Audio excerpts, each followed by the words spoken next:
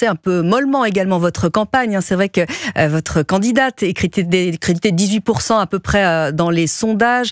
Jordan Bardella, qui est parti depuis bien plus longtemps en campagne, est au-delà, est aux alentours des 30%. Comment expliquez-vous que vous n'arrivez pas à vous refaire pour l'instant? Mais ça débute. Et je le disais, il y a beaucoup de nos concitoyens qui ne savent même pas qu'il y a une élection européenne le 9 juin. Donc il faut le dire, il faut mobiliser.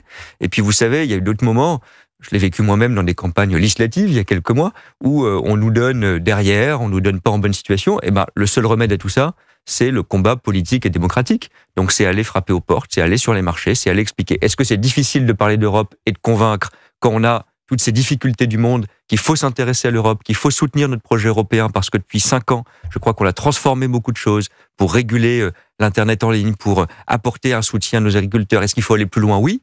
Est-ce que je pense que derrière le président de la République, on est mieux placé pour changer l'Europe, pour la réformer, pour lutter contre toutes ces crises qui demeurent? Eh bien, c'est ça qu'il faut expliquer et convaincre. Notre candidate commence sa campagne depuis à peu près 15 jours. Donc maintenant, tout est devant nous. Tout est à construire. L'élection n'est jamais jouée, mais à nous d'être bons, de convaincre et d'être présent sur le terrain. Alors vous regardez devant Clément Beaune, vous regardez peut-être également un peu dans le rétroviseur, parce qu'il y a une dynamique qui se crée également avec Raphaël Glucksmann. Lui aussi, il est en train de grimper dans les sondages. Alors il vote avec vous les principaux textes, il est pour l'envoi de troupes lui aussi en Ukraine. Quelles sont les différences aujourd'hui entre vous?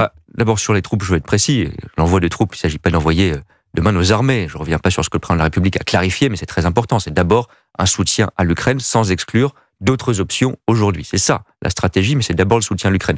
On est d'accord là-dessus avec Raphaël Glucksmann, avec d'autres candidats aussi, je l'espère, mais il y a beaucoup de textes sur lesquels on a été en désaccord au Parlement européen. Et je rappelle aussi que derrière Raphaël Glucksmann, qui défend beaucoup cette action européenne en Ukraine, il y a le vieux Parti socialiste. Moi, je l'ai bien connu. Et quand on regarde la liste complète, parce que je le dis, c'est un scrutin de liste, l'enjeu c'est quoi? C'est d'envoyer le maximum de députés européens efficace au Parlement. Derrière Raphaël Glucksmann, c'est souvent les vieux courants d'apparatchiks socialistes. Donc ceux qui se disent « Ah, pourquoi pas? Peut-être que c'est moderne, peut-être qu'il a eu raison sur des sujets. » Et c'est vrai comme l'Ukraine. Bien, regardons des différences. On n'a pas voté la même chose sur beaucoup de textes, notamment en matière fiscale. Il nous a pas toujours soutenus d'ailleurs sur des textes de lutte contre le dumping social aussi.